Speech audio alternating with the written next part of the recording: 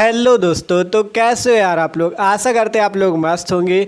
तो जैसा कि यार हम लोग बीएससी 4th सेमेस्टर केमिस्ट्री देख रहे थे, यूनिट 3 मोलिकुलर स्पेक्ट्रोस्कोपी। तो उसी का आज हम बहुत ज़्यादा इंपॉर्टेंट टॉपिक देखने वाले हैं, रमन इफेक्ट या रमन स्पेक्ट्रोस्कोपी के बारे में। ठीक है, रमन इफेक्ट क्या होता है आपका और रमन स्पेक्ट्रोस्कोपी क्या होती है, दोनों को एकदम मस्त तरीके से समझने वाले हैं। ठीक है, तो यार भाई प्लीज़ वीडियो को शुरू से लेकर आखिर तक जरूर देखना, क्योंकि टॉपिक आपका बहुत ज़्यादा इंपॉर्टेंट है। रमन इफेक्ट और रमन स्पेक्ट्रोस्कोपी क्या होता है। ठीक है, और अगर जिसने भी अभी तक बीएससी 4th सेमेस्टर केमिस्ट्री के इसके पहले के वीडियो नहीं देखे हैं तो डिस्क्रिप्शन में प्लेलिस्ट मिल जाएगी आपको, उस पर जाके आप सारे वीडियो देख सकते हो। तो चलो शुरू करते हैं। रमन इफेक्ट को पहले देखते हैं कि रमन इफेक्ट हमारा क्या होता है, फिर स्पेक्ट्रोस्कोपी के बारे में समझते हैं। तो चलो देखते हैं। ठीक है, तो आप भैया बात करते हैं रमन इफेक्ट के बारे में, रमन प्रभाव हमारा क्या होता है। तो देखो हमने यहाँ पे कुछ बातें लिखी है, उनको पहले पढ़ो, फिर आपको समझाते हैं रमन इफेक्ट रमन प्रभाव के बारे में। तो देखो पढ़ो, यहाँ पे हेडिंग लगी है रमन इफेक्ट रमन प्रभाव। हमने लिखा हुआ है जब एक प्रकाश पुंज अर्थात एक लाइट या प्रकाश का पुंज आपको लेना है और उसको किसी पारदर्शक पदार्थ मतलब ट्रांसपेरेंट कोई पदार्थ लेना है या ट्रांसपेरेंट मटेरियल लेना है। ठीक है, तो जब एक प्रकाश पुंज को किसी पारदर्शक पदार्थ से प्रवाहित किया जाता है तो उसका कुछ भाग प्रकीर्णित हो जाता है। किसका कुछ भाग? इसी प्रकाश पुंज का। आपसे कहा गया कि जब किसी प्रकाश पुंज को किसी पारदर्शक पदार्थ या ट्रांसपेरेंट मटेरियल से प्रवाहित किया जाता है तो इस प्रकाश का कुछ भाग जो होता है स्कैटर्ड हो जाता है या प्रकीर्णित हो जाता है। देखो समझने का प्रयास करो। जैसे मान लो आपके पास कोई ट्रांसपेरेंट मटेरियल है, इस पे आपने क्या डाला? प्रकाश का पुंज डाला। तो जब प्रकाश का पुंज इस पे पड़ेगा, या सीधा सीधा कह सकते हो इस ट्रांसपेरेंट मटेरियल या पारदर्शक पदार्थ पे कोई प्रकाश पड़ेगा, तो ये प्रकाश का जो कुछ भाग होगा वो क्या होगा? प्रकीर्णित हो जाएगा। ठीक है, प्रकीर्णन का मतलब समझते हो ना, किरणों का फैल जाना। तो इस टाइप से किरणें क्या हो जाएंगी? फैल जाएंगी। तो आपका क्या होगा? प्रकाश का प्रकीर्णन। मतलब जब किसी ट्रांसपेरेंट मटेरियल पे प्रकाश आगे पड़ेगा तो कहा गया उसका कुछ भाग जो होगा वो प्रकीर्णित हो जाएगा। ठीक है, उसका कुछ भाग क्या होगा? प्रकीर्णित हो जाएगा अर्थात स्कैटर्ड हो जाएगा। जैसे कि यहाँ पे कहा गया कि जब एक प्रकाश पुंज को किसी पारदर्शक पदार्थ से प्रवाहित किया जाता है तो उसका कुछ भाग जो होता है प्रकीर्णित अर्थात स्कैटर्ड हो जाता है। ठीक है, फिर नीचे से कहा गया सर सीवी रमन। अब ये जो रमन इफेक्ट आया किसके द्वारा दिया गया है? सर सीवी रमन के द्वारा। तो हमने यहाँ पर से लिखा सर सीवी रमन ने 1928 में ज्ञात किया कि स्कैटर्ड लाइट में इंसिडेंट लाइट की तीव्रता से कम तथा अधिक फ्रिक्वेंसी वाले रेडिएशन भी उपस्थित होते हैं। देखो ध्यान से समझने का प्रयास करो। यहाँ नीचे इसको बनाते हैं। मान लो आपके पास कोई ट्रांसपेरेंट मटेरियल था, तो यहाँ पर से जो लाइट आई उसे हम क्या नाम देंगे? आपतित प्रकाश या इंसिडेंट लाइट। क्या नाम दे देंगे?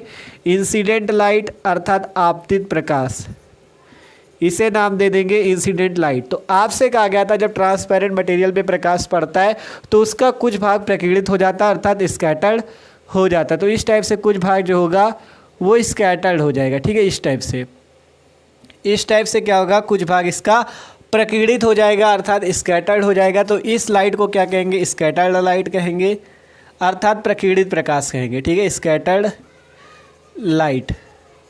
ये आपका इंसिडेंट लाइट जिसे हिंदी पे आपतित प्रकाश कहेंगे, और ये स्कैटर्ड लाइट मतलब प्रकीर्णित प्रकाश होगा। तो सबसे पहले बात हुई थी कि जब एक प्रकाश पुंज को किसी पारदर्शक पदार्थ या ट्रांसपेरेंट पदार्थ या ट्रांसपेरेंट मटेरियल से प्रवाहित किया जाता है तो इस प्रकाश का कुछ भाग प्रकीर्णित हो जाता है, और ये जो प्रकाश आया था उसे कहेंगे आपतित प्रकाश या इंसिडेंट लाइट, और जो प्रकीर्णित हुआ उसे कहेंगे स्कैटर्ड लाइट अर्थात प्रकीर्णित प्रकाश।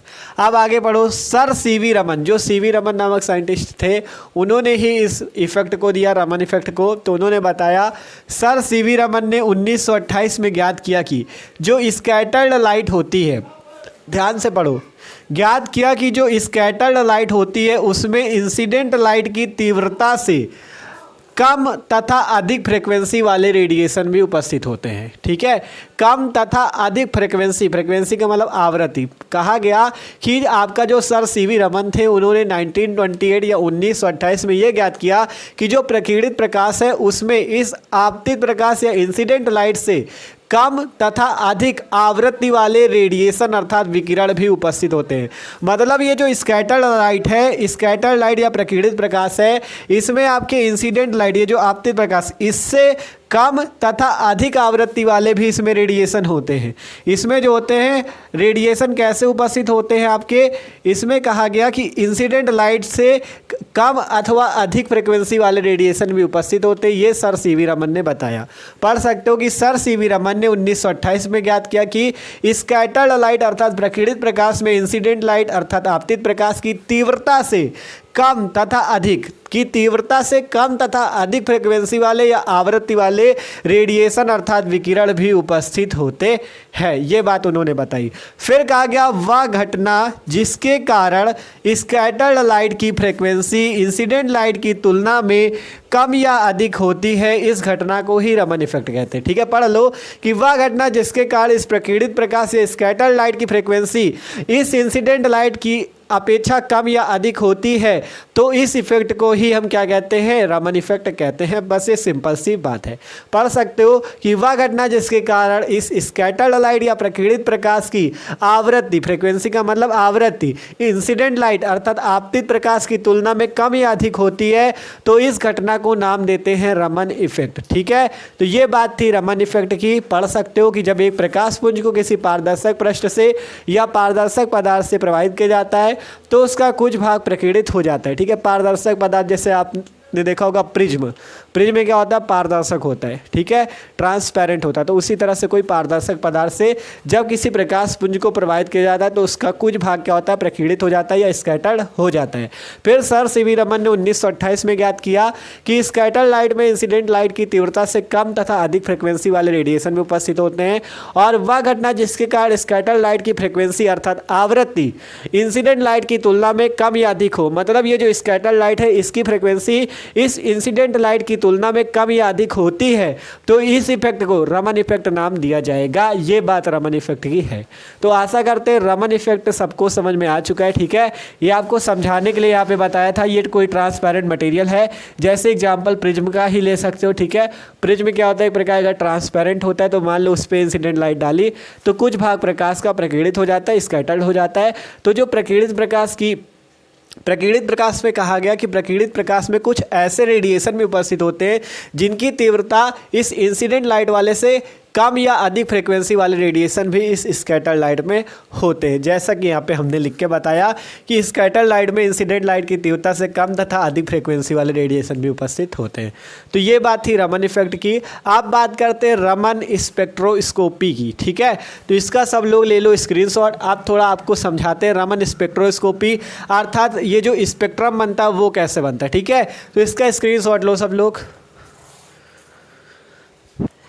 आप देखो भैया, बात करते हैं रमन स्पेक्ट्रोस्कोपी क्या होती। ठीक है, तो रमन इफेक्ट के बारे में तो समझ गए थे ना। अब रमन स्पेक्ट्रोस्कोपी देखो, तो देख सकते हो ये स्पेक्ट्रम रेखाएं अभी पूरी समझाएंगे, टेंशन बिल्कुल ना लो। ये जो बनी हुई सब कुछ समझा देंगे। ठीक है, पहले पढ़ो। ऊपर हेडिंग लग चुकी है रमन स्पेक्ट्रोस्कोपी। क्या होती है रमन स्पेक्ट्रोस्कोपी?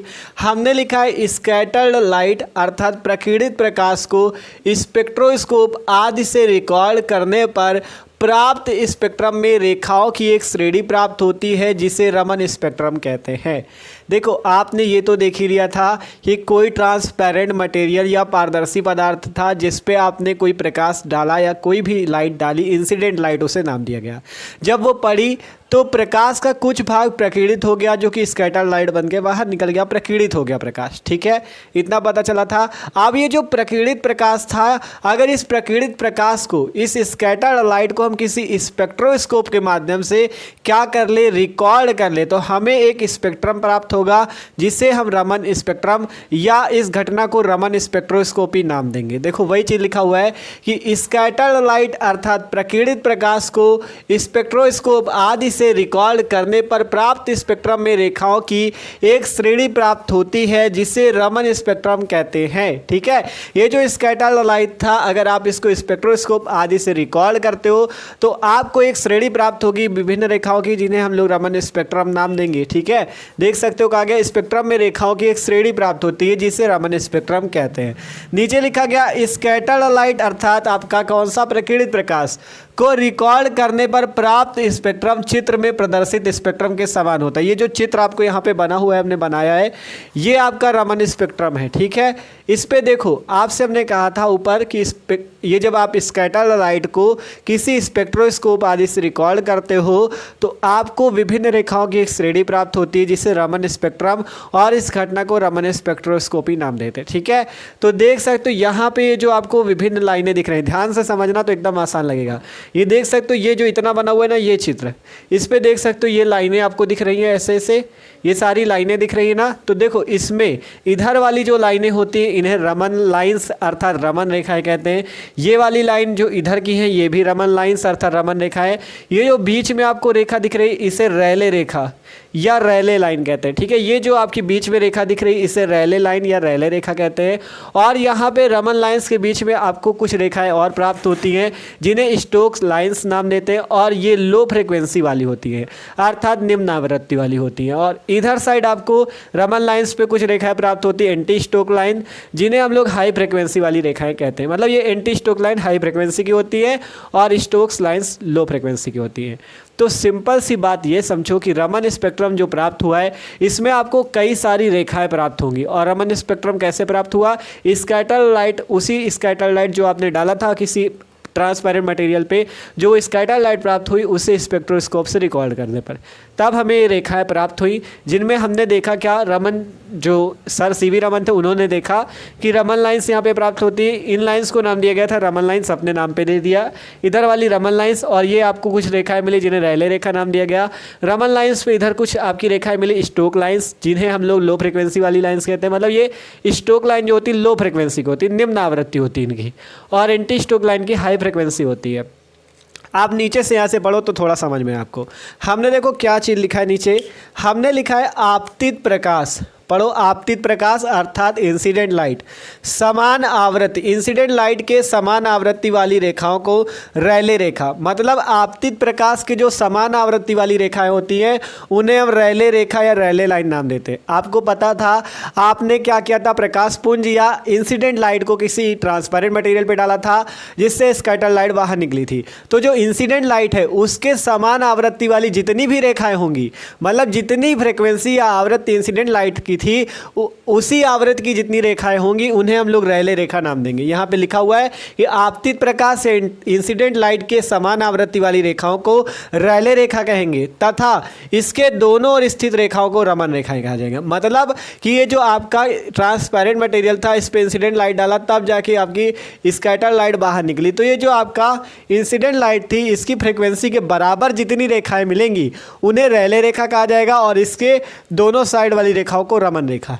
पढ़ लो, आपतित प्रकाश के समान आवृत्ति वाली रेखाओं को रैले रेखा तथा इसके दोनों ओर स्थित रेखाओं को रमन रेखाएं कहा जाएगा। ठीक है, ये समझ में आया कि रैले रेखा और रमन रेखा क्या है। सिंपल, ये पूरा इतना जो देख रहे हो ये स्पेक्ट्रम की रेखाएं दिखाई गई हैं जो कि आपको रमन स्पेक्ट्रम पे मिलती हैं या रमन स्पेक्ट्रोस्कोपी पे मिलती हैं, जिनमें इधर वाली लाइन्स को रमन रेखा, इधर वाली लाइन्स को रमन रेखा और इन्हें रैले रेखा कहा गया। क्यों? क्योंकि रैले रेखा की जो आवृत्ति होती है इंसिडेंट लाइट या आपतित प्रकाश की आवृत्ति के समान होती है, इस कारण से इन्हें रैले रेखा और दोनों ओर स्थित रेखाओं को रमन रेखाएं कहा जाता है। ठीक है, अब थोड़ा समझ लो स्टोक लाइन और एंटी स्टोक लाइन को।